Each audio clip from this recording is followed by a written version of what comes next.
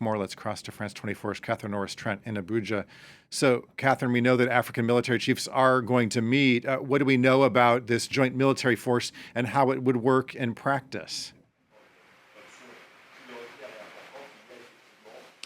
So defense chiefs of the ECOWAS nations are meeting for the second time in just a few days. That's going to be in Ghana on Saturday. And according to the president of Côte d'Ivoire, Alassane Ouattara, they are meeting to hammer out the final details of getting this standby force ready. He has said that his country will commit between 8,500 and 1,100 troops to a battalion. We're expecting soldiers to be committed from 5 other countries, although that still has to be openly confirmed, and there could be more than that as well.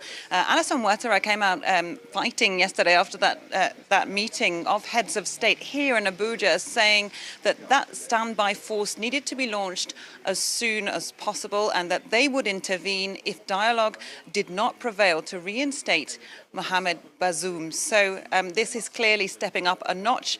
Hopefully we'll get some more details about this standby force after the meeting in Ghana. But of course, we probably won't get details on exactly where and when it could be prepared to strike, because there's a military operation, an element of surprise that the armies would want to keep as well. But information about which countries are committing troops and weapons and financing could help to give us a bigger picture of this standby force, which was only established this time round by ECOWAS in December because of the need, they said, to combat terrorism and the risk of coup d'etat in this West African region. Well, meanwhile, Catherine, there continue to be big concerns about the health of President Bazoum, who's under house arrest. What's the latest on that front?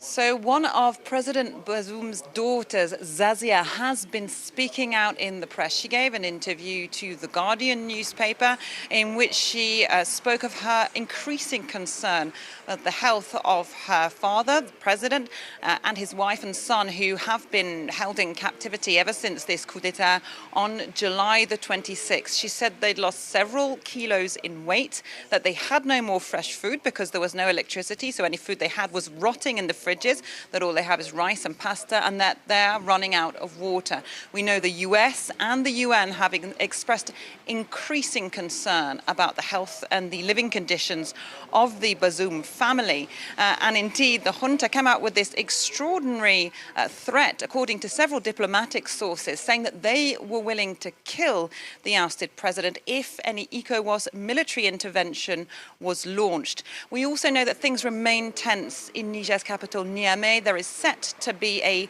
demonstration this Friday afternoon by supporters of the junta.